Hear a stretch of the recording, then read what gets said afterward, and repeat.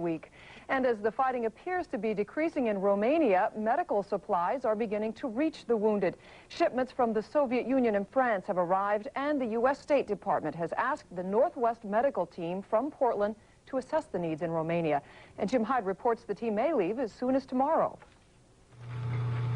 The Northwest medical teams have responded generously before to pleas for help from Mexico City, Ethiopia, Nicaragua. That's why anxious Romanian emigres came to the offices of the volunteer organization in Tigard, and the U.S. State Department has asked the team to learn firsthand about specific medical help in Romania.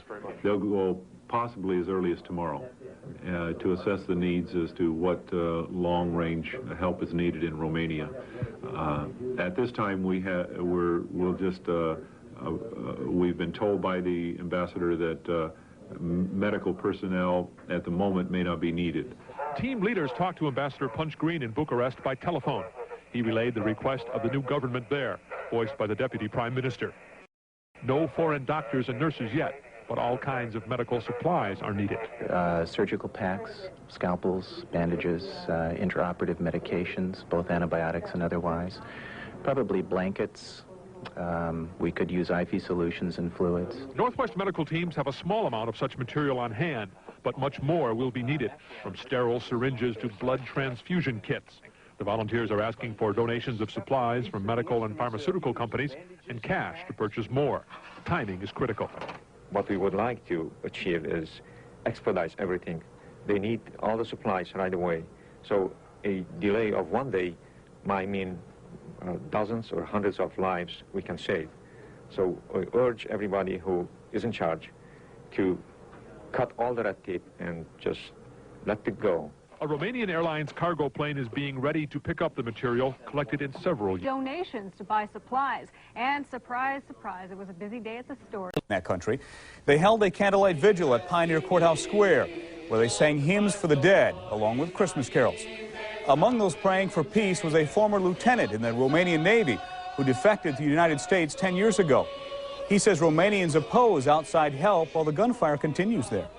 I don't know what is the United States policy or what they think they should do, but Romania do not need any intervention from any other country. Not from United States, not from Russia, not from other Warsaw Pact nations, absolutely none. Jim Hyde now has an update on today's fighting in Romania. Give rest, O Lord, to your departed servants, in a place of refreshing light and rest. This is a special service tonight at St. Nicholas Eastern Orthodox Church in southwest Portland. There were about 50 in the congregation praying for loved ones in Romania. All week, Romanians in Portland have held special prayer services at their churches and public vigils for peace in their homeland and the safety of friends and relatives. With fresh U.S. troops now in Panama. For Romanians now living in this country, understanding English news reports can be impossible. But as Don Reese reports, a special bilingual broadcast on a local radio station is helping new immigrants stay up to date with developments in Eastern Europe.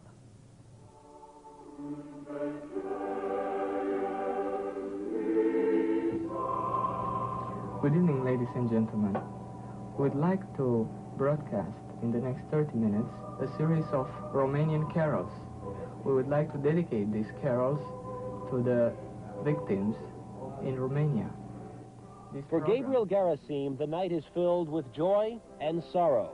He and his radio co-host Carmen Costin know thousands of their fellow countrymen are dying in a bitter fight for freedom. We're sad, but we're happy.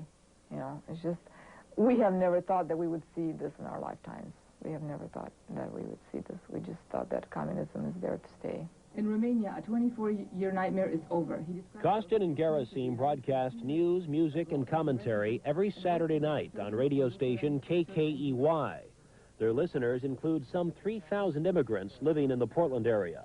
Următoarele colinde victimelor orașelor Timișoara și București. Romanian families like this one, now listening in amazement to news of sweeping reforms in Eastern Europe. I have a very big joy, but I suffer a lot for the families who are there. Maria Chokina came to this country to escape years of persecution.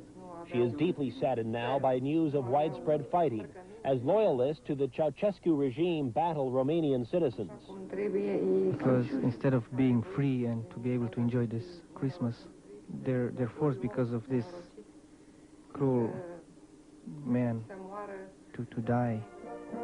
Stay tuned for an interview with the editor of a Romanian newspaper published in... Tonight's guest on the Romanian Hour is Ovid Vasilescu, sentenced to 15 years hard labor in a work camp while still a teenager for his political beliefs. Vasilescu's newspaper, Liberty, is read by Romanians throughout the U.S. Could you tell us what are your impressions about the transformation taking place right now in Romania? Oh, it's grateful. I hope every Romanian hopes that soon our country is going to be freed. I hope that soon everything is going to be set up and the communist defeat will be all over. Despite fighting and death, these Romanians are confident the new year will bring new freedom and new hope throughout Eastern Europe.